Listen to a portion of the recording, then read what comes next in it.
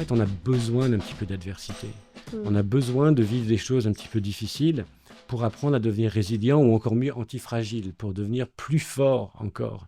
Euh, Par exemple, la manière dont on élève nos enfants. Mmh. Euh, donc les enfants maintenant ne jouent plus seuls dans la rue, sans supervision, ils ne passent plus de temps face à face, ils ont besoin d'apprendre à se mettre dans le trouble, à tomber par terre, à se relever, Ouais. d'apprendre à résoudre des problèmes, d'apprendre à s'ennuyer aussi, Ouais. d'apprendre à jouer.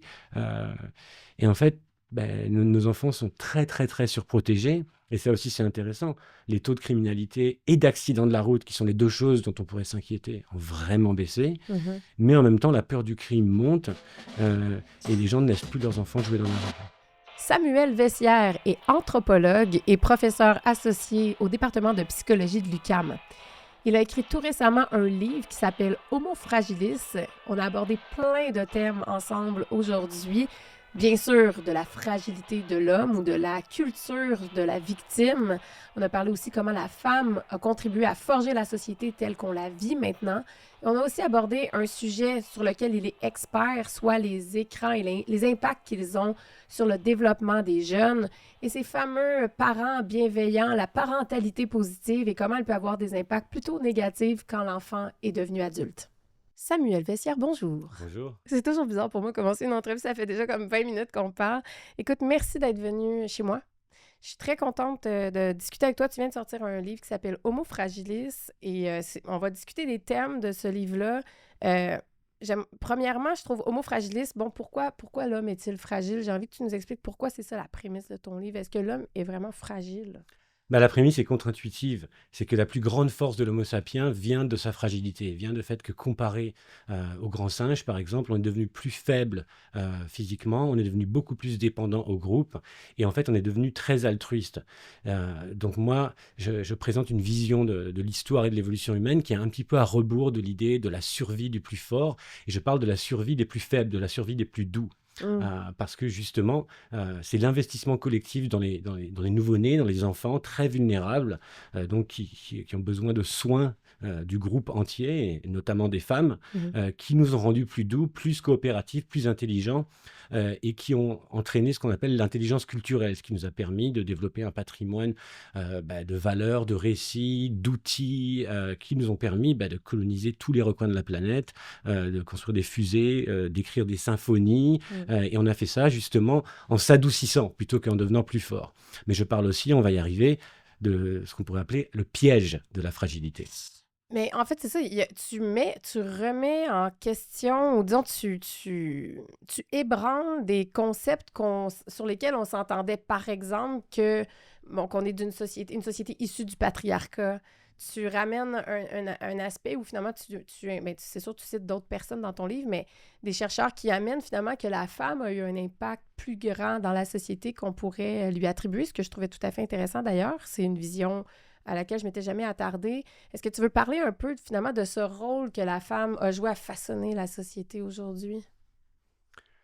Oui, bien sûr. Donc, je parlais de cet adoucissement de l'espèce humaine. C'est un processus qui semble avoir été, j'ai envie de dire presque consciemment, mené par les femmes, par les femelles sapiens, euh, qui ont de tout temps passé plus de temps à s'occuper des petits-enfants.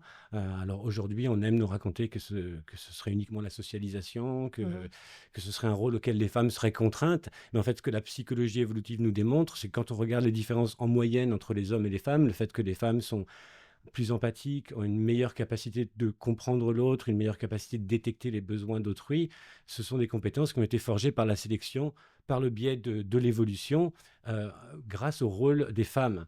Et en fait, alors en même temps, mes propos sont aussi critiques de certaines théories propres à la nouvelle droite qui parleraient de féminisation, par exemple. Alors je suis d'accord, on pourra parler dans les sociétés contemporaines de peut-être des excès de féminisation dans certains De domaines, féminisation des hommes? de féminisation de la société en Ah oui, général. ok, ok. Mais pour moi, vraiment, le grand bond évolutif de l'espèce Homo sapiens, que j'appelle Homo fragilis, c'était déjà un processus de féminisation. C'était un processus de devenir plus intelligent socialement, plus attentif aux besoins des autres, plus altruiste. Et Mm. ça, c'est quelque chose que, encore maintenant, aujourd'hui, en moyenne, les femmes semblent être plus adaptées. Donc, par exemple, plus tard, on pourra parler de si les femmes peuvent être plus vulnérables à certaines formes de contagion sociale, même si elles comprennent mieux les indices sociaux, la mode et tout ça, c'est comme si elles étaient presque mieux adaptées que les mâles sapiens à la Mhm. niche culturelle dans laquelle on vit. Comment... OK, mais oui, mais vas-y donc, comment... tu dis, on pourra en parler plus tard. Je serais curieuse de savoir pourquoi la femme, c'est mieux adapté que l'homme. Qu'est-ce qui fait que tu dirais que l'homme est moins adapté à... Ben, simplement dans le fait que, donc je parle de l'adoucissement, de fait de la survie du plus faible, et on pourra parler aussi du fait que en fait, les plus grandes violences au long de l'histoire ont été commises au nom de la défense des faibles.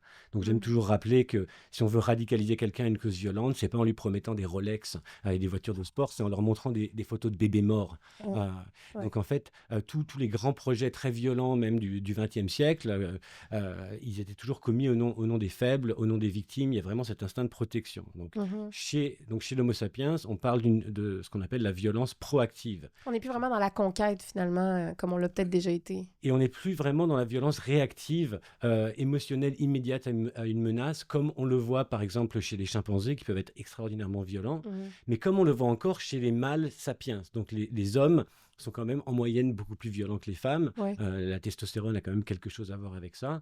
Et on a besoin, dans chaque génération, d'être socialisé pour apprendre à conquérir nos propres impulsions de violence. Les hommes sont un petit peu moins bons à ça, Mhm. si vous voulez. À gérer les pulsions, finalement. Oui, tout à fait, à gérer les pulsions. Donc en Donc, fait, les hormones y ont quelque chose à voir. oui, De- absolument, oui, Oui. oui, absolument. Mais donc, si on pense à des compétences clés pour la survie de l'espèce, c'est de savoir comprendre les besoins d'autrui, de savoir s'occuper des personnes plus faibles et de savoir aussi susciter de l'aide. Et les hommes, en moyenne, sont un petit peu moins bons. C'est-à-dire qu'ils ne sont pas très bons à se rendre compte, à lire les signaux à l'intérieur de leur corps, à voir quand ça va Mm. mal, à demander de l'aide. Ils Mm. peuvent être un petit peu moins bons à comprendre les besoins d'autrui. Donc, ils sont toujours un petit peu moins adaptés à cette niche sociale très, très prosociale. Euh, Je t'écoute parler, puis c'est ce qui me vient depuis tantôt, c'est à quel point, tu sais, on a tellement lutté contre les stéréotypes de genre depuis, mettons, les 10-15 dernières années, que mhm. tout ce que tu dis en ce moment peut être vraiment interprété comme des stéréotypes de genre. Tu sais, mettons dire que la femme est plus empathique naturellement, que l'homme est moins bon pour reconnaître ses émotions. Pour moi, c'est une évidence, mais c'est comme si maintenant, c'est des stéréotypes et on n'a plus le droit de dire ça. Est-ce que tu ressens ça quand tu nommes ces évidences-là? Est-ce que tu vois que ça commence à être un terrain glissant?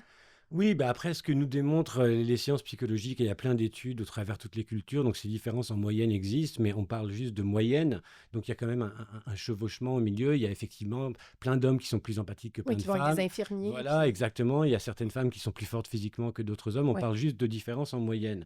Mais après, là, on est dans un autre domaine, on est dans le domaine des valeurs, de la moralité, des valeurs auxquelles nos sociétés aspirent, et on aspire à l'égalité, ce qui est une bonne idée, c'est-à-dire, c'est pas parce qu'il existe des différences en moyenne que les femmes ne devraient pas avoir le droit de faire des professions plus physiques ou Mhm. alors de ne pas avoir d'enfants, j'en sais rien, ou que les hommes ne pourraient pas être infirmiers. Donc Ouais. ça, c'est ce qu'on appelle le sophisme naturaliste. C'est pas parce que des choses existent dans la nature qu'elles doivent être comme ça qu'on ne peut pas faire autre chose. Mhm. Mais le problème, c'est qu'on a tendance à confondre nos valeurs avec le réel, en fait. Euh, donc maintenant, quand on essaie de pointer le fait qu'il existerait des différences de moyenne, notamment psychologiques entre les hommes et les femmes, les gens se sentent invalidés dans leurs valeurs. Ils ont l'impression tout de suite qu'on dit «T'es en train de dire que les femmes devraient rester à la maison». Et en fait, on n'est pas en train de dire ça. Ouais. On est juste en train de parler de différences en moyenne et d'invoquer des facteurs évolutifs, neurobiologiques Qui et ont aussi toujours et été. aussi des facteurs sociaux, parce que c'est Mhm. sûr que la socialisation joue un rôle aussi. Mhm. Donc, il y a une construction. Est-ce que tu dirais qu'il y a certaines choses qu'on nomme, comme par exemple l'empathie, qui sont des facteurs de construction sociale, ou ça peut être lié à autre chose qui serait peut-être plus hormonal, ou je sais pas. Jusqu'à quel point il y a vraiment des constructions sociales? Tu sais, quand on dit les petites filles jouent aux poupées parce que c'est de la construction sociale, je suis pas certaine de ça. Oui, alors ça dépend ce qu'on entend par construction sociale. L'empathie, à la base, c'est une capacité cognitive à se mettre à la place de l'autre, à Mhm. comprendre que l'autre a des pensées, que l'autre a des besoins. En moyenne, les femmes sont un petit peu meilleures à ça, mais l'association, c'est aussi, la socialisation, c'est aussi l'éducation de l'attention, c'est-à-dire de nous enseigner à être plus attentifs, à être plus empathiques. Par exemple, ce qu'on appelle la compassion, ça prend une certaine éducation. Mhm. Euh, Mais ça, c'est vrai que sur la question des préférences de jeu chez les petits garçons et chez les petites filles, on remarque qu'en moyenne, les petits garçons sont beaucoup plus intéressés sur comment les choses fonctionnent, Ouais. les outils, Les euh, Legos, ce genre de choses. même les armes. Ah ouais. Oui, oui, ben, ça se pourrait que les vestiges ancestraux de la chasse aient quelque chose à voir Mm. avec ça. Mhm. Euh, et les filles, en moyenne, sont plus intéressées par les gens, par les personnes, par toutes les choses qui sont vivantes. C'est aussi pour ça que dans les sociétés égalitaires, où les gens sont libres d'étudier ce qu'ils veulent, on va voir beaucoup de femmes en biologie, en sciences de la vie, en psychologie et tout ça. Euh, ça ne veut pas dire que les garçons ne sont pas intéressés par Non. ça. Et il y a encore des grandes différences interindividuelles. Ouais. Et après, on pourra en parler. Par exemple, il y a aussi une socialisation, un apprentissage social. C'est vrai que pour les hommes, de s'occuper de bébés, par exemple, ça les rend plus empathiques. Ça change leur neurobiologie. Ah ouais. Ça peut faire baisser leur niveau de testostérone, Wow. justement. Oui, ça fait baisser l'agression. Ça les rend plus coopératifs. Donc, ça fait monter l'ocytocine. Ouais, ça, j'allais dire, ça Euh, joue sur l'ocytocine, finalement. oui, mais ça joue aussi même sur la prolactine, qui est une hormone de lactation. Ah, On peut en trouver un petit peu. non, c'est vrai, ça? Si, si, si. Ça ne veut pas dire que les hommes peuvent vraiment allaiter, c'est très rare. Ouais. Mais c'est sûr que de passer du temps avec les bébés, ça adoucit. Et généralement, les hommes qui ont grandi avec des petits frères, des petits cousins, qui ont déjà eu des enfants, ça va être plus facile pour eux d'être des papas. Oh, wow, c'est intéressant. Tu parles de syndicalisation du couple. C'est c'est un terme qui est comme un peu surprenant pour moi. Peux-tu expliquer ce que tu veux dire par là dans ton livre? Puis je pense que ça va intéresser les gens aussi. Syndication du couple à l'ère de l'égalité, parce que là, on vient de taper un peu les rôles des genres, tout ça. Ouais. Alors là, on fait un grand bond en avant dans mon argument, dans mon livre. Donc, je veux parler vite fait de l'idée du piège de la fragilité, que c'est important pour la survie humaine de savoir être attentif aux besoins des autres, de savoir demander de l'aide. On ne peut rien faire tout seul. On ne peut pas réinventer comment marcher, manger, construire des maisons. On a besoin de tout ça. Le risque, c'est que souvent, pour pouvoir exister, il faut aller mal. Ouais. C'est-à-dire que pour pouvoir exister, il faut dire je souffre, j'ai besoin de quelque chose. Ce que tu Euh, appelles le règne de la victime. Ce que j'appelle le règne de la victime, mais qui pour moi est ancré dans ce très ancien processus de féminisation. C'est pas un jugement de valeur. Mm. Donc par exemple, on voit dans les fratries. Et ça, les conflits dans les fratries, il y a dans toutes les mythologies, c'est dans la Bible aussi, donc Caïn et Abel, Jacob et Ésaü. Souvent, il va y avoir une compétition à celui qui souffre le plus pour recevoir de l'attention parentale. Donc, c'est-à-dire, non, c'est moi le plus faible, non, c'est moi qui souffre, c'est de la faute de l'autre, ça, c'est On de le la voit faute. chez nos enfants aussi. Mais on le voit chez tous nos enfants. Mhm. Donc là, on fait un grand bond en avant historiquement. On en arrive à l'époque moderne. On en arrive à l'époque où on a les moyens de construire des sociétés plus égalitaires. On a des mouvements syndicaux qui ont effectivement aidé les gens à avoir des droits, des bons salaires. Mais on en arrive à une société aussi où, en fait, objectivement, les choses vont quand même pas si Plutôt mal, bien, ouais, c'est ça. plutôt bien. On a des sociétés affluentes où les risques de mort par pandémie, euh, crimes violents et tout ça sont très très bas. Mhm. Mais on voit ces revendications de souffrance, ces revendications victimaires. Ouais. Donc non, c'est moi qui souffre le plus, non, c'est moi. On le voit à l'échelle des différents groupes qui se revendiquent d'être de la minorité la plus opprimée. Ouais. On le voit aussi dans les couples. On le voit aussi dans les couples où, en fait, très souvent, il y a surtout, eh bien, en fait, à l'époque de cet idéal d'égalité qui n'est jamais vraiment complètement explicité et complètement nommé, est-ce que les hommes doivent être des femmes? Est-ce que les femmes doivent être des hommes? Donc, énormément de chicanes, par exemple, sur qui a fait quoi à la maison, qui en fait plus. Et puis, il y a cette rationalisation, comme un petit peu une lutte syndicale, une table de négociation. C'est moi qui ai fait ça, c'est toi qui as fait ça. On a vraiment un bilan, une laundry list, comme on dit en anglais. Et donc, il y a le grief syndical à la maison. Et en fait, plutôt que de se complimenter, de dire ah ben toi tu as fait ça, c'est super, toi tu as réparé telle chose, toi tu m'as fait une belle tourtière, on va dire non, c'est moi qui ai souffert le plus parce que j'ai passé plus de temps avec le lave-vaisselle et c'est épouvantable. Les gens en souffrent énormément. Je me reconnais tellement pas du tout là-dedans, là. C'est hallucinant. Moi non Je plus. ris, mais je sais pas du tout de quoi tu parles. Mais c'est drôle, pourquoi on fait ça? Qu'est-ce qui nous amène à se comporter comme ça, comme humain? Finalement, c'est quoi? C'est profondément ancré en nous qu'il il faut se placer en victime. C'est quoi qu'est-ce qui explique ça? Ce qui est ancré en nous, c'est un besoin narcissique normal, pas dans le sens d'être un pervers narcissique, dans le Mm. sens du besoin d'être vu, d'être Reconnu. validé, d'être aimé, d'être reconnu comme une personne avec une subjectivité, une personne digne. Mais le piège évolutif, c'est que souvent, c'est plus facile de vouloir être reconnu comme une personne souffrante. Mhm. Euh, et donc maintenant, on a de moins en moins, et ça, je pense qu'on va en parler, on a pratiquement détruit tous les grands récits, les patrimoines traditionnels, C'est ça. religieux, qui nous recentraient un petit peu sur nos forces, sur le passé, sur nos ancêtres. On a plus grand-chose. Donc il nous reste juste quelque chose de très enfantin, en fait. C'est comme si sur le plan, c'est comme si sur le plan civilisationnel, comme on a vraiment beaucoup effacé le passé, on est en train de réinventer des choses et on est un petit peu comme des enfants qui se chicanent en disant non, c'est moi Ouais. qui souffle le plus, je veux que maman me fasse un câlin, Mais est-ce qu'il y a je un veux que lien papa punisse. entre, excuse-moi de t'interrompre, est-ce Oui, qu'il y bien a un sûr. lien entre ce que tu nommes, puis là tu dis on efface le passé, est-ce que c'est parce qu'on est dans une position de victime qu'on a effacé le passé? Est-ce qu'il y a un lien avec cet effacement-là du passé, de notre culture? Je pense que le lien, c'est plutôt graduellement le fait qu'on devient des sociétés de plus en plus individualistes, de Mhm. plus en plus centrées sur le progrès, de plus en plus méfiantes envers la transition. Et quand il nous reste plus rien, on va redécouvrir presque naturellement quelque chose de très primitif, qui est d'être un être seul, souffrant, qui a besoin de soins. Et comme il n'y a plus vraiment de collectif, les gens n'ont plus vraiment confiance dans ça, ben, il y a cette atomisation, cette explosion individuelle. Non, c'est moi qui souffre le plus. Mhm. Mais en même temps, on voit aussi une recollectivisation, c'est-à-dire que, par exemple, quand les gens disent j'ai découvert qui j'étais vraiment sur l'Internet, j'ai découvert mon identité de genre absolument unique et tout. Bon, en fait, ce que les personnes nous disent souvent, c'est que ils ressentent une fierté à appartenir à la communauté LGBTQ. Donc il y a quand même quelque chose de collectif, Ouais. mais il n'y a plus vraiment voilà, de grands récits traditionnels, culturels. C'est très souvent autour d'être souffrant, être une victime, Mhm. et expliquer que la souffrance est la faute des autres, la faute de la société. Est-ce que c'est une menace pour notre société, tu penses, en ce moment, de se positionner comme Bah, ça? une- C'est sûr que c'est pas une menace au même titre que d'avoir des hordes de Mongols là, qui arrivent. Non, mais là, comme au XIVe siècle, par exemple. Ok. Euh, mais c'est une menace pour la cohésion et l'intégrité de nos sociétés. Et c'est aussi une menace pour les individus parce que je pense que c'est une menace pour leur fonctionnement, pour ce qu'on appelle la santé mentale aujourd'hui. Mhm. Parce que on voit une explosion de l'anxiété, on voit une grande montée aussi de la solitude. Les gens ont moins de rapports amicaux face à face, ils ont moins de rapports sexuels, ils ont moins de rapports amoureux, ils font beaucoup moins d'enfants. La Oui, dénatalité est un très très gros enjeu oui. aussi. Et je pense que tous ces phénomènes sont liés.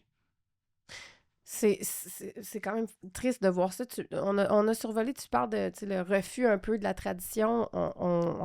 Récemment, j'ai reçu des tradwives, là, Mhm. Oui, ce terme qui ne veut un peu rien dire et tout dire en même temps, oui, mais des femmes qui finalement retournent à l'envie d'être plus traditionnelles dans le genre et de rester à la maison, de faire oui. des enfants.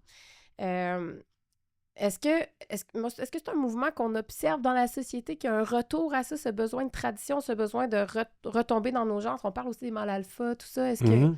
Qu'est-ce que tu observes par rapport à ça comme mouvement de société? On voit plein de choses. On voit parfois un retour du balancier, parfois des mouvements réactionnaires dans le sens réactif. C'est pour ça que les Oui. personnes qui se revendiquent comme un alpha ou tradwives sont très défensifs parce qu'ils se sentent vraiment attaqués, ils se sentent invalidés. Donc c'est sûr qu'un projet social qui a de l'allure, c'est mieux quand on est calme, quand on est fier, quand on est digne. Mais bien sûr, je pense qu'on le voit beaucoup sur les plus jeunes de la génération Z, quelques milléniaux, on le voit de plus en plus chez la génération Alpha. On parle de presque la troisième génération après que leurs grands-parents aient complètement abandonné la religion, la tradition, la fierté dans le patrimoine historique et culturel. Et ces gens-là, en fait, ont besoin de repères. Mhm. Donc on voit aussi un regain de la religiosité, du religieux Oui. chez les jeunes. On le voit en Occident, de plus en plus de jeunes qui étaient peut-être issus de culture catholique, mais qui redeviennent, qui se rebaptisent à l'église. Mhm. Les églises protestantes recrutent beaucoup de gens. Le christianisme orthodoxe aussi. Ici, au Oui, Québec? bien sûr. Ah ouais, hein? Oui, oui, orthodoxe, grec ou russe, parce que c'est perçu comme quelque chose de vraiment traditionnel. Ouais, ok. C'est-à-dire, c'est le pré-catholicisme avant le schisme de l'Empire romain. Mhm. Euh, Et donc on en voit beaucoup, même en Scandinavie, en Finlande. Ah ouais. Et on voit beaucoup de jeunes qui se convertissent, des jeunes issus de l'immigration arabo-musulmane dont les parents n'étaient pas musulmans, dont les parents souvent voulaient s'intégrer, qui eux-mêmes, des filles qui redemandent à porter le voile, des garçons qui Ouais, deviennent hein? religieux. Donc même au côté de l'islam, il y a un retour à... Bien sûr, un gros retour, Ah ouais, OK. et y compris des jeunes occidentaux, pas donc blancs, qui se convertissent à l'islam.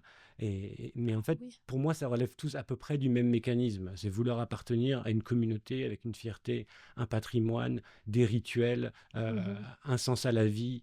Mhm. Ouais. Donc les rituels, c'est important. On les a pas mal tous jetés aux poubelles dans les dernières années. Dirais-tu que c'est un besoin fondamental de l'humain? Oui, oui, les rituels à tous les niveaux, les rituels qu'on va faire tous les jours, comme les prières, mais les rituels comme les fêtes religieuses, Ouais. même les rites de passage séculiers, comme d'aller au bal de fin d'année ou de passer le permis de conduire, ou des choses que les jeunes ne font plus vraiment. Ouais. Euh, des rites de passage pour passer à l'adolescence, pour une fille devient une femme, un garçon devient un homme. Ouais. Et donc, voilà, donc ces alphas et ces trad wives, eh ben, ce sont des gens qui veulent redécouvrir ou réinventer des rôles qui sont perçus comme complémentaires, Mm. un petit peu plus balisés. Euh, et c'est vrai que ça va vraiment à l'encontre des valeurs très, très postmodernes de notre société. C'est ça, il y a comme une confrontation de deux Mhm. idéologies qui sont quand même assez radicalement opposées. Tantôt tu as dit que l'anxiété est en hausse, mais en même temps tu dis on est dans un moment où ça va plutôt bien sur la planète. Donc, comment expliquer que l'anxiété, les taux de suicide, tout ça soit en hausse si finalement ça va plutôt bien? Ça va bien en termes d'indicateurs objectifs, c'est-à-dire euh, la longévité a augmenté, les gens quand même malgré tout vivent plus longtemps, il y a Ouais, beaucoup moins de famine, il y a beaucoup moins de guerres et même de terrorisme, malgré le fait qu'il y ait certains événements qui sont très très médiatisés. Donc c'est ça, c'est ça. sûr que depuis les années 2010 à peu près, le suicide tue plus de gens à l'échelle globale que meurtre, guerre et terrorisme compris. Combinés Oui, ensemble. oui, OK, OK. combinés ensemble, absolument. Euh, En fait, c'est ce qu'on appelle des maladies de la civilisation. Les gens meurent et souffrent de trop plein plutôt que de trop vide. Même, c'est pas qu'en Occident, même dans les pays pauvres maintenant, il y a plus de problèmes liés à l'obésité, au surpoids et à la malbouffe Mhm. que à la famine. Donc c'est comme si on avait une espèce de culture de la malbouffe psychologique, et on devra parler, je pense, du rôle de l'Internet et des Ouais. réseaux sociaux sur ça aussi, qui font que les gens sont très anxieux. Et en fait, si je reviens sur l'idée que oui, on s'est adouci, on est devenu plus coopératif, plus faible physiquement, mais en fait, on a besoin d'un petit peu d'adversité. On Mm. a besoin de vivre des choses un petit peu difficiles pour apprendre à devenir résilient ou encore mieux antifragile, pour devenir plus fort encore. Euh, Par exemple, la manière dont on élève nos enfants. Mhm. Euh, donc les enfants maintenant ne jouent plus seuls dans la rue, sans supervision, ils ne passent plus de temps face à face, ils ont besoin d'apprendre à se mettre dans le trouble, à tomber par terre, à se Ouais. relever, Ouais. d'apprendre à résoudre des problèmes, d'apprendre à s'ennuyer aussi, Ouais. d'apprendre à jouer. euh, et en fait, ben, nos enfants sont très très très surprotégés. Et ça aussi, c'est intéressant. Les taux de criminalité et d'accidents de la route, qui sont les deux choses dont on pourrait s'inquiéter, ont vraiment baissé. Mhm. Mais en même temps, la peur du crime monte, et les gens ne laissent plus leurs enfants jouer dans la rue. Comment m'aider pour mousser l'algorithme? Vous êtes nombreux à me demander comment je peux te soutenir dans ton travail. Vous savez quoi? Juste mettre un petit pouce par en haut, un commentaire. Vous pouvez même me troller, pas que j'aime ça particulièrement, mais ça aide dans l'algorithme. Et si vous avez envie de soutenir réellement financièrement mon travail, vous pouvez aller faire un tour dans ma boutique sur helloveulsavoir.com/boutique. J'ai mis plein de produits que moi j'utilise au quotidien, des produits auxquels je suis personnellement vendue parce que je les aime, des produits qui aident avec la santé globale. Alors, vous pouvez aller faire un tour. S'il y a un produit qui vous tente, en achetant sur ma boutique, vous contribuez à soutenir mon travail. Et ça aussi, on a énormément surprotégé nos enfants avec des politiques très bienveillantes contre le harcèlement scolaire, par exemple, Ouais, contre, liquidation. contre l'intimidation. Mais du coup, on a beaucoup incapacité les jeunes, en À se fait. défendre eux-mêmes Oui, aussi. oui, non, et là, il y a beaucoup, enfin, pas mal d'études qui démontrent que tous ces programmes de zéro tolérance contre la violence à l'école, en fait, Ouais, ne marchent pas. pour vrai. Parce qu'ils rendent les gens plus fragiles, moins résilients. Ceux qui se font coller une étiquette d'agresseur, en fait, c'est une pipeline directe pour se retrouver en centre de jeunesse et en prison après, alors qu'en fait, Oh, ouais. parfois, les jeunes auraient pu juste apprendre à régler leurs problèmes eux-mêmes. Et je sais que c'est presque inentendable aujourd'hui, mais je vais le formuler en tant que question. Est-ce qu'il y a des moments où ça pourrait être normal qu'un jeune qui se fait intimider, on lui dise défends-toi, Ouais. apprends à te Mais défendre. c'est pas ça la situation en ce moment dans les écoles? Ah non, non, c'est absolument impossible. Non? Non. Maintenant, aujourd'hui, s'il y a une bagarre à l'école, j'exagère presque, il va y avoir un incident, il va y avoir la police, il va y avoir la DPJ, des travailleurs sociaux, Ouais, des ouais. diagnostics de trauma complexe, de commotion cérébrale. Hmm. Ah ben, oui. Touche pas à un ami à l'école, mon petit loup. Moi, je serais portée à dire à ma fille s'il y en a un qui te fout une baffe ou s'il y en a une aussi, mais bon, en tout cas, j'imagine que j'ai des valeurs conservatrices. Mais en quelque part, on dirait que je me dis, c'est un peu inquiétant. Toi aussi, tu es un jeune. Moi, on a des jeunes enfants. Mon garçon va avoir 3 ans bientôt, ma fille a 5 ans et demi. Mhm. Donc, c'est vraiment la petite enfance. On est constamment en train de se questionner comment. Quand j'allaitais, c'était bon, qu'est-ce que je peux consommer pendant que j'allaite? Après, c'est bon, donnes-tu du Tylenol? Il paraît que ça les coupe de l'empathie, mais là, finalement, il fait de la fièvre. Mais là, la fièvre, c'est bon. Tu sais, sur tout, puis tu peux te faire contaminer beaucoup dans la parentalité sur comment faire, parce que là, il y a toujours un parent qui va arriver en disant, moi, ça a marché super bien, fais ça. Donc, j'ai comme... tu parles de la mère Mhm. hélicoptère dans ton livre. Mhm, mhm. Puis je la regarde aller, cette mère hélicoptère-là, puis je pense pas être cette maman-là, là, vraiment pas. Mais on peut tomber facilement dans ce Bien sûr, piège-là. bien Peux-tu sûr. expliquer c'est quoi la mère hélicoptère, puis c'est quoi le piège de la mère hélicoptère? Tu sais, vers quoi ça mène qui peut être finalement pas si bon que ça pour ton enfant? Bon, la métaphore de la mère hélicoptère, c'est une maman qui tourne au-dessus de son enfant pour tout surveiller, pour être sûr que l'environnement va être sécuritaire.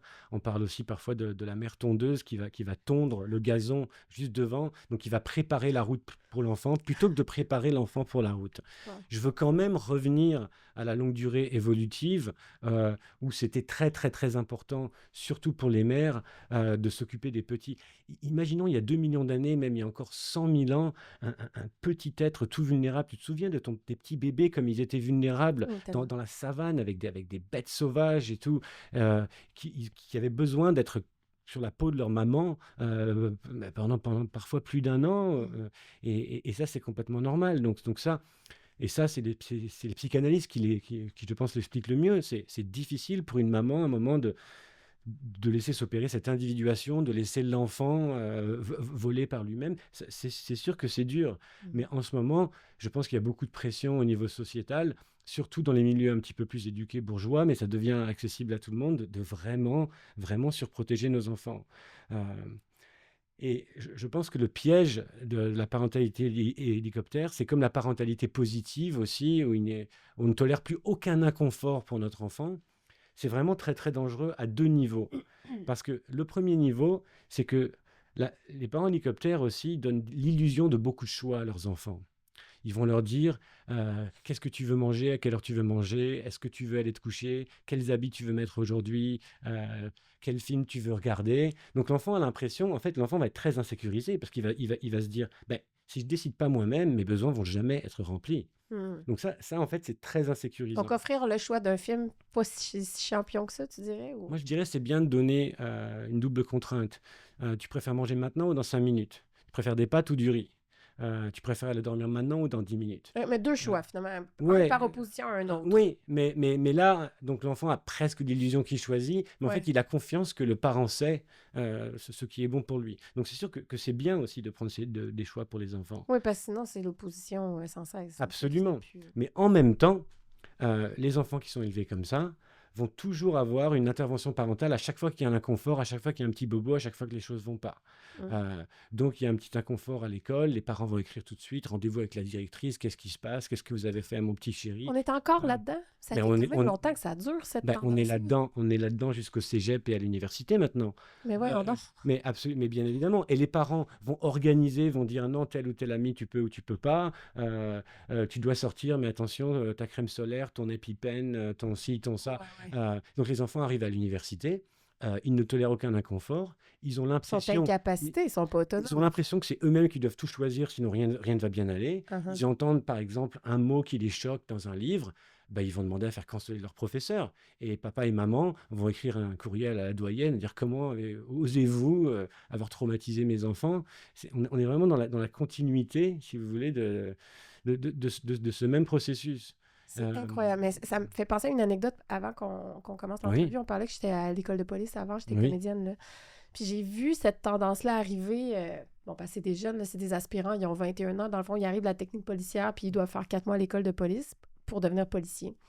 Puis on est des comédiens, on fait des mises en situation pour les aider à apprendre, puis le vivre concrètement. Donc, c'est très réaliste. Hein. Il y a des vraies maisonnettes, il y a des véhicules, on fait des vraies capacités affaiblies dans les rues de la ville de Nicolette. Ils nous font souffler d'un ballon. Tout ça, c'est très, très réel.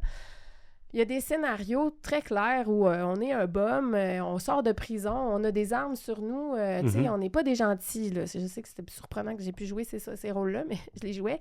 Et il y avait un que c'était un suspect de vol qualifié qui venait de voler un dépanneur. Ils ont ma description, puis là, ils me voient passer dans un parc, il faut qu'ils m'arrêtent. Ils savent que je suis armée, tout ça.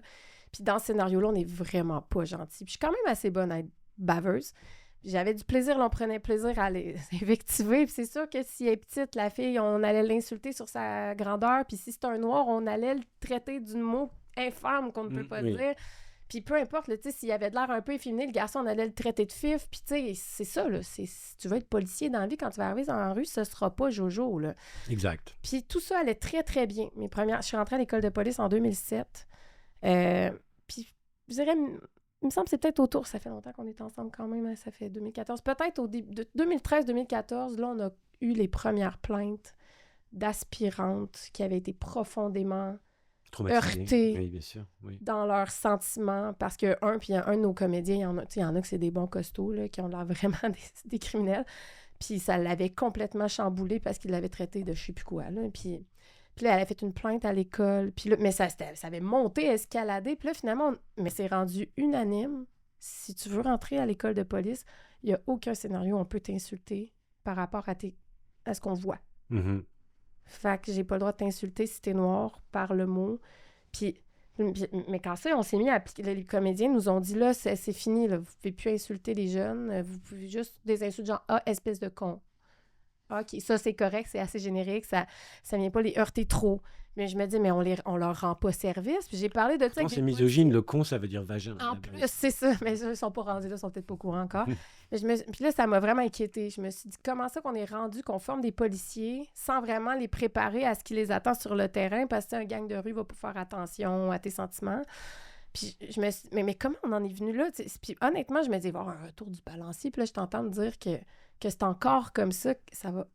Moi, ça m'inquiète, je sais pas toi, mais comment on revient à quelque chose de plus équilibré dans notre société? Oui, absolument. Et qu'après, qu'on ait des valeurs plus équitables, ouvertes à la diversité, c'est très bien. Qu'on puisse débattre de la connotation, le poids historique de certains mots, c'est très bien. Mais il y a certaines situations dans lesquelles, comme tu le dis, écoute, je vais invoquer des principes du stoïcisme au bouddhisme, à la psychanalyse. Il y a plein de sources de sagesse qui nous disent tu ne peux pas t'attendre que le monde réel se conforme à tes attentes, ni même à tes valeurs. Parce que forcément, d'être en vie, ça va être d'être confronté à des choses qu'on n'attendait pas. Et c'est sûr qu'effectivement, pour des policiers qui vont travailler avec des personnes dans tout un tas de situations, ils vont en entendre des mots choquants. Et ça, ils ont besoin d'échantillonner dans ce genre d'exercice des choses qui les confrontent. Ils ont besoin d'être confrontés, tout à fait. Oui, puis en plus, après, il y a des psychologues pour les accueillir là-dedans. Tu sais, ça m'est arrivé une fois, justement, c'est annonce de décès, puis son père venait de mourir il y a un mois. Puis là, il fallait qu'il vive le scénario qui m'annonce le décès de mon père dans ces mots. Ça paraissait qu'il était dans tous ses états, pauvre petit loup, tu sais, puis il était super bon, par contre, c'était vraiment très réel. Mais tu sais, je me disais, au moins après, il y a un psychologue qui va l'aider à passer au travail. Parce que c'est ça, c'est le terrain de la vie, en fait. T'es là pour le terrain de la vie. Puis tu as choisi à vraiment devenir... C'est ça que tu veux faire comme métier. Puis je me dis, en mettant comme des coussins tout le tour de ces jeunes-là, on les aide pas, en fait. Je me dis, le choc, il va l'avoir. Si c'est pas à l'école, il va l'avoir sur le terrain. Oui. Mais c'est ça, tu sais, si on en revient à ce qu'on est devenu, tu parles de là, en ce moment, je t'ai entendu dire à Stéphane Bureau, que c'est pas... on peut dire que les jeunes atteignent la maturité à 35 ans. J'ai aimé ça parce que j'ai reconnu vraiment beaucoup de monde dans mon entourage. Je me disais, ah, ben c'est vraiment ça. Je connais beaucoup de monde, quand même rendu à un certain âge, qui sont encore, on dirait qu'ils n'ont pas atteint la maturité. Comment expliquer ça?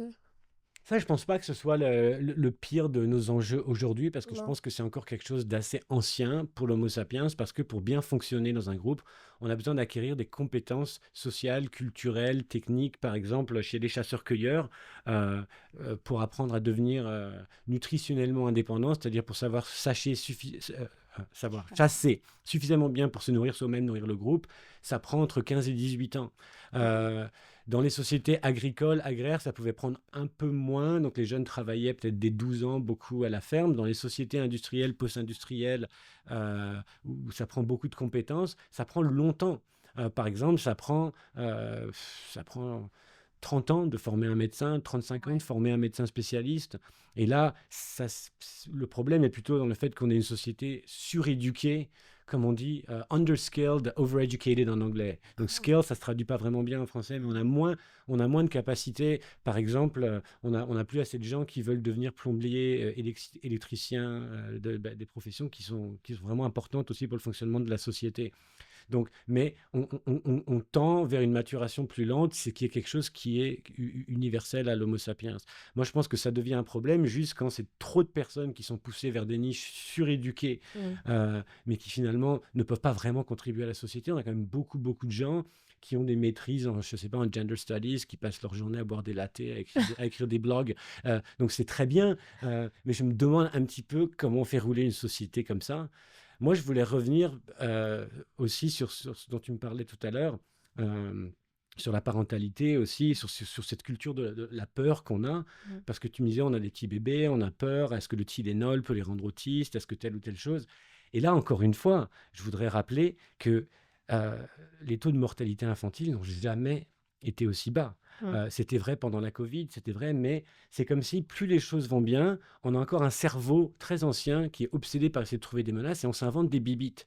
Donc, c'est très très commun aujourd'hui de voir des jeunes parents, enfin jeunes, c'est-à-dire premiers parents, Ouais. donc disons que la femme a 37 ou 41 ans.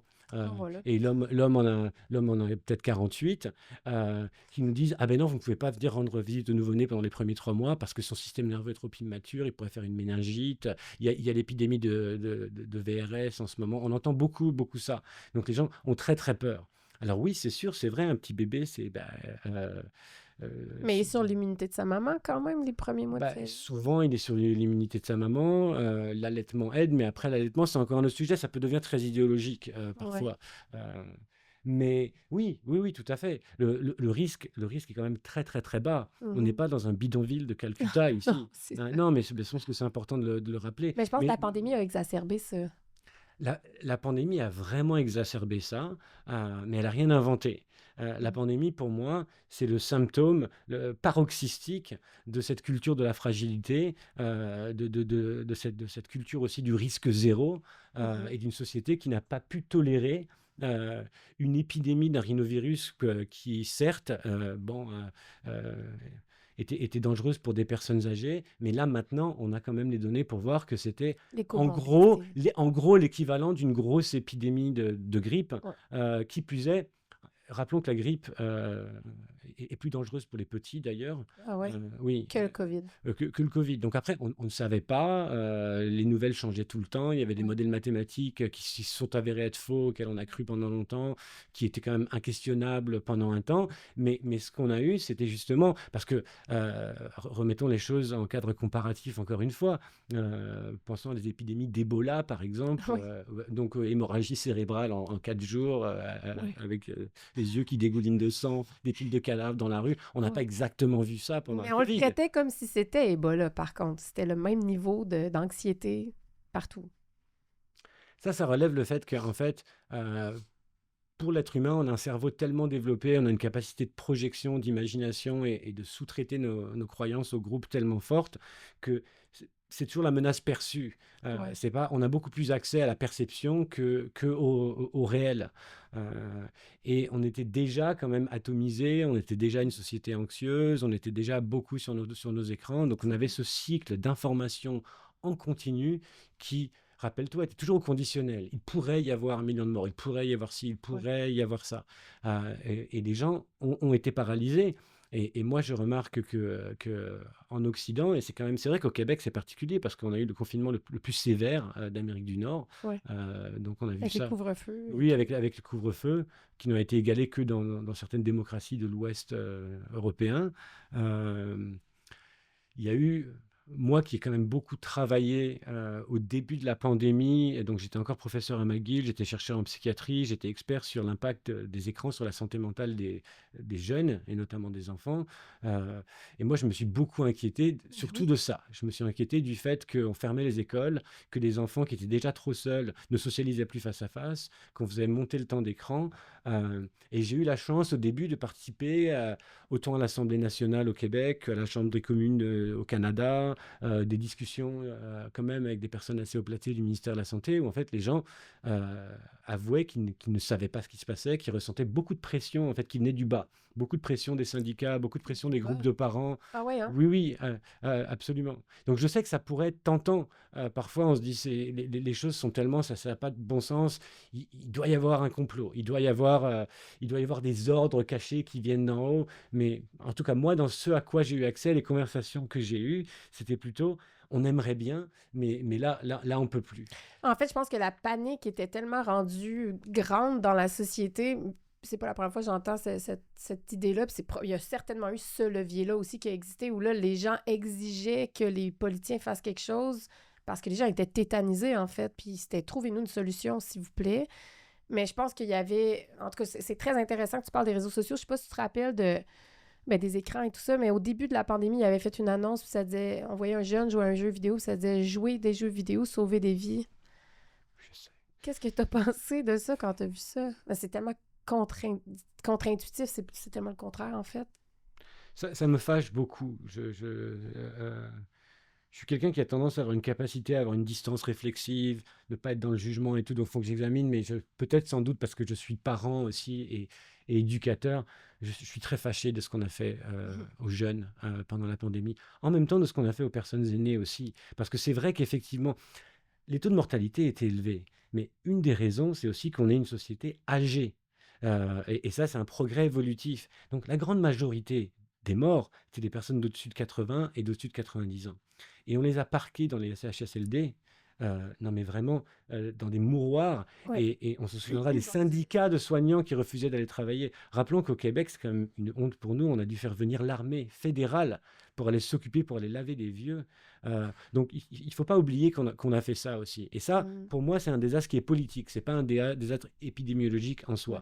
Mais on a terrorisé les jeunes, on leur disait « reste à la maison, sauve des vies ». Là où je suis d'accord je ne vais pas aller jusqu'à dire un complot, mais il y a effectivement, par exemple, des compagnies multinationales qui ont été très contentes de profiter de ça. On se rappelle de Nathan Zuckerberg, qui à l'époque était ultra woke. À l'époque, on se faisait censurer son compte Facebook si on posait des questions sur la pandémie et tout ça. Maintenant, il est devenu MAGA. Ben oui, à c'est fond. changé Non, mais il complètement. n'y a aucune idéologie, c'est juste C'est le profit. courant. Non, absolument. Qui était là, mais oui, restez, connectez-vous, sauvez des vies et tout ça, pendant que... Ah non, c'est épouvantable. Veux-tu nous parler un peu des... Tu as parlé de réseaux sociaux tantôt, tu dis que tu étais expert quand même dans la question des écrans. Je me suis beaucoup intéressée à Jonathan Haidt, que tu connais certainement. Oui, je l'aime beaucoup. Ben, puis c'est tellement important, l'alarme qui sonne. Puis en tant que parent, je suis souvent très attristée de voir à quel point il y a encore beaucoup de conscientisation à faire sur les écrans, les dommages que ça peut faire chez nos jeunes enfants. Tu disais tantôt que maintenant, on est surstimulé, on laisse plus les enfants s'ennuyer. Je vois vraiment souvent des parents qui laissent leurs enfants jouer sur un iPad ou leur téléphone. Moi, mes enfants n'ont pas le droit d'aller sur mon téléphone. Pour moi, le téléphone, c'est tu touches pas à ça. Bravo. Puis il n'y a pas d'iPad dans notre maison. Très bien. Puis le temps d'écran, c'est sûr qu'il y en a. Là. On vit dans un monde quand même où... Mais c'est des moments spéciaux qu'on essaie d'avoir avec eux. Ah c'est oui. quand je suis toute seule, puis j'essaie de faire à manger. Puis mais des fois, c'est vraiment où il faut que je prenne ma douche. Mais tu sais, c'est vraiment... C'est pas comme toujours ouvert en permanence parce que je sais, je me suis éduquée sur cette question-là. Mais peux-tu nous parler vraiment un peu des impacts que ça a sur le développement d'un jeune humain d'être constamment exposé à des écrans? C'est important de souligner qu'il y a encore plein de questions là-dessus parce qu'on est juste en train d'essayer d'étudier, de mesurer tous les facteurs. Donc c'est compliqué, il y a toujours cette question, tu l'as entendu plein de fois, corrélation n'est pas causation. C'est pas parce que les jeunes, cette génération a grandi avec des écrans que c'est ça qui cause les problèmes de santé mentale. Et en fait, il n'y a encore pas assez d'études sur l'impact sur la petite enfance, sur le développement, sur l'impulsivité, sur les troubles d'apprentissage, mais il y en a de plus en plus qui sortent. Ouais. Ce qu'on sait quand même si on ne sait pas complètement pourquoi, c'est qu'on n'a jamais eu quoi que ce soit d'aussi addictif qui a été inventé. Des choses addictives comme... Même pas le sucre, on parle pas de Ouais, nourriture. alors le sucre, oui. Alors, exactement. Mais les substances dures, quand on fait une métaphore d'addiction, on pense à, je sais rien, moi, alcool, opium, amphétamine, Ouais. cocaïne et tout ça. Il y aura jamais une majorité de la population qui sera complètement alcoolodépendante. Ouais. Oui, c'est exactement, en fait, c'est comme le sucre et le gras. Donc ça, tu l'as entendu quand on parle de la crise de la malbouffe, c'est quelque chose d'évolutif. Donc le gras, le sucre, le sel, ce sont des substances rares dans l'environnement dont on a besoin pour notre survie. Donc on développe des cravings énormes et c'est très difficile de se sentir rassasié. Donc c'est pour ça qu'il y a cette crise de l'obésité quand il y a beaucoup d'abondance. En fait, notre cerveau est complètement accro, a besoin d'informations sociales et d'informations culturelles, de savoir qui est cool, qu'est-ce qui va se passer dans le monde, parce qu'on a toujours tout appris des autres. Il y a aussi ce besoin narcissique d'être vu, d'être validé, mais aussi ce besoin un petit peu curieux de commérage, de regarder les autres. Donc les réseaux sociaux, c'est uniquement addictif, mais plus pour les filles, par exemple. Les jeunes garçons, la dépendance au écran chez les jeunes garçons, c'est souvent les jeux vidéo d'abord, c'est un petit peu social. Ou la porn. Et qu'est-ce qu'ils font? Ils chassent en bande. Ils vont, oui, Ouais, non ouais. mais vraiment, ils vont faire de la guerre, la pornographie, absolument, ou alors des choses un petit peu plus autistiques, ce qui relève d'un cerveau un peu plus masculin, d'être sur Reddit toute la journée, de débattre, Ok. de l'information. Mais tout ça, donc il y a plusieurs choses sur les écrans, en fait, qui vont aller chercher différents besoins évolutifs chez les garçons comme chez les filles, et qui vont entraîner tout un tas de problèmes. Donc Jonathan Haidt et Jean Twenge, une chercheuse qui cite beaucoup, eux, ils ont bien montré, surtout chez les adolescents et après, qu'il y a vraiment un lien, surtout chez les filles, avec les réseaux sociaux et l'anxiété sociale, la dépression, les troubles de l'image corporelle, la contagion sociale en tout genre, tout un tas de... Donc, contagion, on parle de, par exemple, l'automutilation, ça peut être contagieux, différents troubles identitaires, l'anorexie. Moi, je fais partie de ceux qui pensent que l'explosion de dysphorie de genre maintenant est aussi beaucoup lié à ça. Lié à une contagion sociale, c'est ça? Lié à une contagion sociale, donc c'est pas juste parce qu'il y a les écrans, il y a tous les facteurs de l'effritement des liens sociaux et tout ça dont on a parlé. Ouais. Mais c'est un facteur. Et ça, par contre, garçon comme fille, homme comme femme, on est obsédé par ce qu'on appelle l'information négative, les menaces. Donc il y a quelque chose qu'on appelle le biais de la négativité. On a besoin d'identifier, par exemple, s'il y a un tigre qui vient nous manger. C'est pour ça que sur l'Internet, le contenu négatif qui nous parle de menaces, on pourrait voilà, exactement, génère beaucoup plus de clics, de partages, de temps de vision. Donc ça explique pourquoi il y aurait des bots qui existent, qui viennent te troller finalement. Ça arrive souvent que le monde dise que tu es probablement en train de t'obstiner avec une intelligence artificielle, parce que ça fait qu'on passe plus de temps sur la plateforme. C'est ça un peu le concept? Oui, tout à fait. Donc, ce qu'on voit, l'impact de l'Internet, malgré l'abondance de connaissances incroyables qui a accès à toute la mémoire de l'humanité, c'est la majorité du trafic, c'est la pornographie, la violence, la contagion sociale et émotionnelle en tout genre, l'espèce de tribalisme. Donc, les gens veulent savoir qui sont mes ennemis et qui est ma tribu. Ça, on a toujours eu besoin de ça. Donc, il y a des limites au fait qu'on est altruiste et coopératif, mais on ne semble pas être très fort à coopérer avec un groupe qui est plus grand que peut-être une tribu de 200 personnes. Donc, c'est aussi pour ça qu'on voit beaucoup de polarisation. Donc, on est obsédé par la menace, les alliances, les groupes. Et donc, on voit aussi beaucoup de polarisation. Chez les jeunes enfants, si on revient, ça c'est la deuxième partie très intéressante du livre de Jonathan Haidt, Une génération anxieuse. Les gens lui reprochent que ça n'a pas été assez testé, prouvé empiriquement, mais on est en train de le faire, d'essayer en tout cas. C'est que les enfants ne jouent plus. Dans le monde physique. Ils ne jouent plus dans le monde physique, ils n'apprennent plus aussi à s'ennuyer parce qu'ils ont une récompense immédiate, une récompense virtuelle immédiate. Qui crée de la dopamine, c'est ça? Non, pas forcément? Oui, enfin la dopamine, c'est lié à l'anticipation d'une récompense. Okay. Et ça, c'est une récompense la récompense virtuelle est plus facile que la récompense réelle. C'est pour ça, c'est triste. Moi, ça me rend triste de savoir que les gens préfèrent, que les jeunes gars préfèrent la porn que d'aller draguer, d'aller avoir des vraies rencontres face à face. Mais c'est plus dur. Il faut. C'est ça la réalité. Oui, mais c'est ça la réalité. Bien sûr que c'est ça la réalité. Oui, Donc, ça explique pourquoi il y a une chute de la sexualité en ce moment, c'est que c'est plus facile qu'on se... c'est sans doute un des facteurs. Il y a plein de facteurs sur la baisse de la libido, la baisse de la... Je veux dire, il y a certains... Je sais que tu t'intéresses aux perturbateurs endocriniens. Je pense que ça peut jouer un rôle aussi pour certaines personnes Ouais. dans certains contextes. Mais c'est sûr que le virtuel, c'est plus facile. En fait, c'est plus facile de texter que de parler au téléphone. C'est plus facile de parler au téléphone que de parler face à face. C'est plus facile. Donc, on est dans cette espèce de culture de la facilité où De la finalement, on sort facilité jamais virtuelle, de le ouais. confort. Ouais. Puis le confort est de plus en plus restreint. Parce que regardez, au début, quand les premiers smartphones sont sortis aux années 2012, on se disait, ah, c'est génial, mon fils de 2 ans, il ne sait pas parler, regarde, il a déjà compris comment le faire. On se disait, mais en fait, c'est plus facile pour un enfant de faire ça que d'apprendre à parler avec toutes les compétences motrices, cognitives et sociales que ça prend. Et il faut faire attention avec ça. Au même titre que les intelligences artificielles sont très fortes pour nous raconter plein de conneries, mais on n'est pas foutu de construire un robot qui va débarrasser la table Ça serait bien. ou nettoyer les toilettes. Non, mais c'est important. Et là, j'en reviens à la fausse hiérarchie qu'on a entre tu as 3 masters en gender studies, alors qu'en fait, un plombier est quelqu'un de beaucoup plus compétent Ouais. que toi. Ouais. Ouais. Donc, ça veut dire que si finalement demain on vit une coupure d'Internet, puis vraiment, tu sais, on revient à la base, on va se rendre compte finalement qu'on n'a pas appris les choses les plus essentielles, ou en tout cas notre société peut-être rendue trop instruite de façon très pointue, comme tu disais tantôt. Tout à fait, tout à Ouais. fait. Ouais. Est-ce que tu dirais, c'est parce que je sais que j'ai beaucoup de parents qui vont nous écouter, as-tu des conseils à donner par rapport aux écrans ou tu sais, des trucs vraiment que tu dirais à proscrire ou en tout cas essayer d'éviter ça? Ou comment jongler avec cette technologie-là parce qu'on est dedans? Tu sais, c'est difficile quand même. Tu sais, je parlais avec quelqu'un qui, lui, est psychoéducateur, je pense, Mhm. puis il me disait les écrans avant 5 ans, c'est non. Je dis, ben, c'est facile à dire, t'as pas d'enfant. Tu sais, honnêtement, c'est pas réaliste, là. On peut, tu sais, mettons, sur le terrain de la réalité, qu'est-ce que tu Bah, proposerais? je pense que ça demeure quand même réaliste si on se souvient que beaucoup d'entre nous avons grandi sans écran. Ouais. Mais reprenons l'histoire de la télévision, par exemple, et donc beaucoup de réactionnaires de l'époque étaient très contre la télévision. Et moi, je pense même mes parents bourgeois français à l'époque étaient très fiers du fait que on ne regardait pas la télévision à table. C'était Ouais.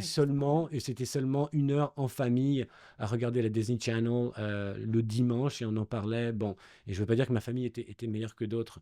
Maintenant, rétrospectivement, on se rend compte que de regarder la télévision au dîner, au souper, finalement, c'était une attention partagée, une compréhension du monde partagée, dialogique, de laquelle on pouvait débattre ensemble. Donc ça, c'était pas mal. Mais Euh, encore faut-il débattre après. mais après, moi, j'ai vu ça rapidement dans les années 90 et 2000. Après, les télévisions sont devenues moins chères. Il y en avait dans toutes les pièces. Il y en avait une dans la cuisine, il y en avait dans les toilettes, il y en avait, La chambre à coucher. il y en avait dans la chambre à coucher des enfants. Là, on avait déjà une atomisation de l'attention. Donc, les gens sont tout seuls dans leur bulle, ils parlent moins.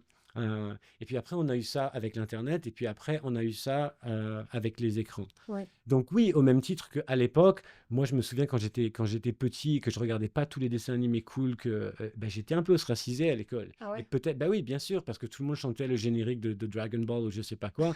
Et c'est vrai il faut penser à ça. Il faut penser aussi que nos enfants soient adaptés au monde dans lequel ils soient, qu'ils aient des repères en commun avec les autres. Oui, mais moi, c'est le seul bénéfice que je verrais à introduire des écrans aux enfants, c'est justement pour qu'ils aient des repères en commun avec les autres. Mais Mhm. idéalement, ils vont jouer ensemble sans écran. Après, oui, de regarder des films, des choses, moi je dirais le conseil aux parents, c'est moi je serais d'accord avec, je serais même plus conservateur que ça. Je dirais peut-être pas avant 12 ans, Ah ouais, hein? mais, Pas d'écran? pas d'écran individuel, c'est-à-dire pas d'enfant qui va seul dans sa chambre avec Ah, sa ça, tablette c'est à faire ses choses. sûr. Mais par contre, de regarder, même si c'est sur smartphone, en famille, par exemple, de dire, ah ben tiens, il y a grand-mère qui t'appelle sur FaceTime, Ouais, oui, de oui, dire, ou l'enfant qui dit, est-ce que je peux voir une photo de telle ou telle chose? Mais c'est le parent quand même qui contrôle. c'est ça. Donc ça, c'est bien. Et après, de se dire, on va regarder un film, on va regarder une série ensemble, c'est super. Moi, je vois beaucoup de parents qui ont des très bonnes intentions, mais qui, comme tu le dis, ils sont fatigués, ils travaillent, ils ont besoin de faire à manger, il y a des familles monoparentales. Et Ouais. en fait, ils n'ont aucune idée de ce Non, que c'est leurs ça. enfants font sur les écrans. Mais on voit des choses tellement tristes. On voit des adolescents, des adolescentes qui sont prises de troubles d'identité corporelle, d'automutilation, de choses.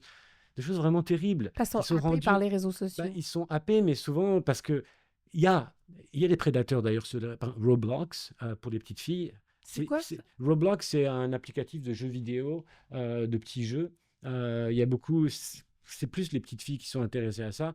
Donc il y a effectivement parfois C'est un genre de des Candy personnes. Crush, genre? Non, non, non, non, non, c'est une plateforme Ah, c'est une où plateforme. on peut choisir plein de jeux, on se connecte en ligne, on peut en créer, puis il y a des chats, on peut discuter, OK. comme Discord, qui est Oui, OK. surtout pour les hommes, mais, mais c'est surtout les jeunes entre eux qui s'insistent à faire. Au même titre qu'avant, les jeunes sortaient dehors, ils faisaient des conneries, bon, ok, mais là, en fait, ce qu'ils font sur Internet, c'est souvent pire, parce qu'ils vont vraiment, ils peuvent vraiment s'inciter à faire des choses vraiment pas saines, que j'ai même pas envie de nommer à l'antenne. Mm. Et en fait, ce que les parents peuvent faire aussi, c'est s'intéresser activement à ce qu'ont fait leurs enfants plutôt que... Parce que juste d'interdire, surtout si tout le monde à l'école a accès, Oui. on va avoir des enfants qui vont vouloir se rebeller. Mais c'est de dire, OK, de les éduquer et de leur dire, OK, mais montre-moi ce que tu fais. Ah, c'est intéressant. Euh, une maman, ah, tu regardes Andrew Tate, ok, ben pourquoi ça t'intéresse? Qu'est-ce qu'il a d'intéressant, Andrew Tate? Ou alors tu regardes telle ou telle chose. Mais souvent, les gens ont plus le temps de faire comme on faisait avant, quand on regardait la télévision ensemble et qu'on en parlait ensemble et qu'on Ouais. n'était pas d'accord. Moi, je pense que il est là le risque. Mais c'est sûr que pour la petite enfance, moi, je limiterais, quitte à tolérer. Et après, c'est un travail qu'on peut tous faire en société. C'est-à-dire, on est au restaurant, oui, il y a un enfant qui fait du bruit, qui court et tout ça. Eh bien, on pourrait redevenir une société normale et Qui dire, accepte ça. mais vous inquiétez pas, madame, ça va, tiens, veux-tu un stylo et tout ça. Pareil dans l'avion. Exact. Ouais. Mais je confesse qu'avant d'avoir des enfants, j'avais pas forcément cette compréhension-là non plus de ce que... ou cette tolérance, parce qu'on nous a aussi amené à être très intolérants envers les enfants. Puis Ouais, maintenant, ouais. je suis complètement méchangée radicalement. Là, j'adore tous les Mm. enfants du monde. Puis... mais j'ai toujours aimé les enfants, mais j'avais pas l'instinct maternel jusqu'à ce que j'aime mes propres Oui, enfants. bien sûr. Puis, je fais partie de ces personnes-là qui pensaient pas avoir d'enfants dans la vie. Mais à un moment donné, j'ai changé. Mais bref, je suis très contente d'avoir changé là-dessus. Puis maintenant, je me dis, il y a tellement d'éducation à faire. Tu sais, je veux vraiment pas avoir de jugement envers les parents. Tu sais, c'est pas ça mon but. En fait, comme je te disais tantôt, c'est plus d'être triste de me dire comment ça qu'on est rendu, qu'on a remplacé les tableaux à ardoise par des écrans dans les écoles. Tu sais, c'est comme si on dirait que c'est... on est allé le virer loin, loin, loin, comme si les écrans, c'était la chose la plus extraordinaire du monde. On les a mis partout. Puis là, on est en train de s'apercevoir qu'il faudrait peut-être ramener l'ardoise dans les écoles. Tu sais. Moi, ça me plaît pas. Ouais, mais moi, ce qui me rend triste, c'est les phénomènes de classe avec ça aussi. Et c'est un peu comme la malbouffe. On se souvient d'il y a encore pas si longtemps, dans certains pays, il y a des gens qui étaient trop pauvres pour être gros, parce qu'ils pouvaient vraiment pas se payer à manger. Et maintenant, c'est le contraire. Et même, surtout dans les pays pauvres, on va voir c'est un signe de richesse que d'être mince, que de bien Ouais. s'entraîner. Et on a vu la même chose avec la cigarette et tout ça. Bon, et maintenant, c'est la même chose avec les écrans. On voit quand même pas mal de familles bourgeoises, bon, avec parentalité hélicoptère, tout ça. Les enfants n'ont pas d'écran. Mhm. Ils sont conscients de ça. On voit des écoles privées Qui plus ramènent les bourgeoises qui tableaux. ramènent les tableaux. Et maintenant, tout le monde embarque là-dedans. Et là, c'est les familles, par exemple, monoparentales, pauvres, qui vraiment n'ont pas le temps. Ouais, Et moi, je trouve ça dommage et pervers le fait que ce soit devenu un privilège, mais au fond, de faire quelque chose d'aussi simple qui coûte pas d'argent, en fait. C'est même moins cher. Sinon, tu t'es pas obligé d'acheter un iPhone à ton enfant. ouais. C'est moins cher. Ouais. Il y a rien à faire de plus. C'est juste une chose en moins. Tu l'enlèves. Ouais. Mais Parce tu tiens que ton bout, c'est ça qui est difficile. oui, mais parce que quand on regarde des choses, contrairement, on n'aura pas le temps de parler aussi de surdiagnostic, on donne des médicaments pour tout, tout le Ouais, monde a un ouais. TDAH, tout le monde est autiste maintenant, ok. Mhm. Des choses qui marchent très bien pour les enfants comme ça, c'est de les envoyer dans le bois. Mhm. Ça, c'est vrai que malheureusement, c'est rendu cher, pareil. Donc les familles qui ont les moyens, ils vont payer 4000 pièces pour les envoyer 3 semaines dans le bois à faire du canot dans un super camp où il n'y a juste pas d'écran, c'est interdit. Mhm. Les enfants se sentent mal, ils rechignent pendant 3 jours, ils reviennent ressourcés, Ouais, ouais. beaux, forts.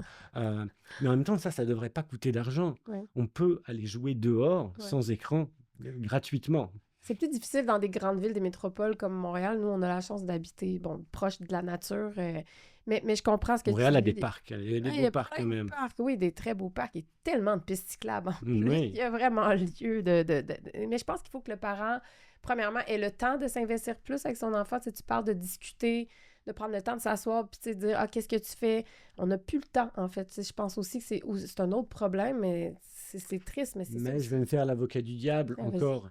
Il y a des super données de partout dans les pays riches qui montrent que depuis les années 50, le temps que les gens passent avec leurs enfants a doublé ou triplé. Ah, quand même. Oui, c'est-à-dire qu'on passe beaucoup, beaucoup plus de temps. Alors, le dernier article que j'ai vu, il n'y avait que la France qui était un petit peu différente. C'est-à-dire que si on ne tolère pas l'inconfort, on ne tolère plus de laisser les enfants jouer tout seuls. Les enfants sont dans le sous-sol, on a peur qu'il y ait des accidents, qu'il y ait des choses. Donc en fait, des fois, on peut aussi finalement, c'est pas être un mauvais parent, c'est pas d'être négligent que de passer moins de temps. Ça dépend de la qualité. Mais si c'est de passer du temps anxieux, Ouais. épuisé, Mhm. accaparé, à contrôler, alors que parfois, eh ben, on peut se voir moins. Et c'est pour ça que c'est bien, on parlait des rituels tout à l'heure. Le Mhm. rituel du souper de famille est très important. Il y a Vraiment. aussi des études qui montrent que les enfants qui ont eu accès à des soupers de famille, ben, en moyenne, ils font des meilleures carrières. Ils font... Donc, C'est drôle, moi, ça a ne- tellement été inculqué dans ma vie, les soupers de famille. Puis, tu sais, c'est drôle parce que je parlais de ça avec mon mari il y a 2 semaines, parce qu'il me disait qu'en France, lui, c'était dans ses mœurs. Il écoutait, comme tu viens de me dire, là, la télévision le soir en mangeant. Mhm. Mais c'était un souper de famille quand même. Mais, C'était une mais, attention mais partagée. moi, j'étais toute étonnée parce que je me disais, j'ai jamais. Ben, en fait, ça n'existait pas dans ma vie. Je savais pas qu'il y avait du monde qui faisait ça. C'était interdit chez nous d'écouter la télévision pendant qu'on mangeait. C'était vraiment important que ce soit un temps où on parle. Puis on raconte nos journées. Oui, Puis on débrief qu'est-ce qu'on a vécu. Puis, tu sais, des fois, c'était mon père qui parlait de sa journée. Puis ça nous a apporté aussi le fait d'avoir développé un esprit critique, je pense, comme ma soeur et moi. bien sûr. Parce qu'on participait avec les adultes à la discussion assez rapidement. On était intégrés dans les conversations. On n'a jamais été vus comme les enfants. Ben oui, à un moment donné, c'est sûr, quand il y a des parties, il y avait la table d'enfants, là, mais je parle quand il y avait moins de monde, on était vraiment... On avait la place pour discuter avec eux. Puis comme tu disais tantôt, on peut pas non plus isoler nos enfants de ce monde-là. Donc, tu sais, je pense que c'est la discussion, les amener à avoir un esprit critique, ça doit être quand même le fondement de ce qu'on veut établir comme parentalité avant d'être dans la parentalité positive, puis de faire en sorte qu'il n'y ait jamais aucun irritant. Il va y avoir des irritants, mais comment tu y fais face? Ben, réfléchis-le, argumente-le. Je pense que c'est la meilleure Oui, chose à faire. esprit critique et aussi, dans une certaine mesure, d'avoir des croyances et des valeurs partagées, même si on peut les questionner, ce qui est bien. Mais là, on voit beaucoup de gens maintenant dans la même famille, trois enfants qui ont même un accent différent. Il y en a une qui est trans, il y en a un qui est Andrew Tate, il y a un papa souverainiste, une maman déprimée. Non, mais et c'est bien, ça a toujours existé jusqu'à un certain degré. Mais là, c'est comme si les gens vivaient vraiment dans une réalité différente. Et Wow. j'aime beaucoup comment tu parles du rituel sacré de ce dîner de famille où vous racontiez vos journées. C'est comme ça que la culture humaine s'est bâtie. Nos ancêtres se rassemblaient autour du feu le soir pour raconter des récits, des mythologies, pour débattre. Ouais, C'était vraiment très important. Et là, on en revient aux écrans aussi. Une politique simple de dire pas d'écran à table. ouais. Et de vraiment essayer, parce que c'est toujours tentant, non, mais là, j'attends un texto important de ci, de ça. Mais en fait, non. Le téléphone, il reste ailleurs. Tu le mets pas dans l'espace, comme ça, tu seras pas tenté. Au même titre que souvent, avant les téléphones intelligents, le téléphone sonnait pendant le souper, mais on n'y allait pas, on rappelait après. Ouais, ouais, ouais, Ouais. c'est ça. Il y avait des répondeurs qui partaient. Mm. On a touché plein de choses, mais en tout Ben cas, oui. je te remercie. Je trouve ça super important qu'on sensibilise les gens à ça. J'invite les gens à se procurer ton livre Homo Fragilis. On peut se le procurer dans toutes les bonnes librairies. Alors, pas Il n'est encore. pas encore sorti, hein? Il est sorti en France pour l'instant. Malheureusement, il faut le commander depuis la France. Mais il devrait sortir, j'espère, avant la fin de l'année, dans une réédition OK, pour le Québec. OK. Parce que, je ne sais pas si vous avez remarqué, les livres qui sortent en France, il y a toujours un délai d'au moins 3 mois avant qu'ils soient disponibles au Québec. Et J'ai là, vécu ça avec c'est... Transmania aussi, mais je pense qu'ils n'ont même pas été capables de se faire publier ici. Ça dépend, je sais pas. Mais on peut le commander en France. On peut le commander en France, Mais ouais. on paye Et on le peut le commander en France, mais ouais, c'est un peu plus cher et ça prend à Ouais. peu près 2 semaines. Mais il est en version EPUB aussi?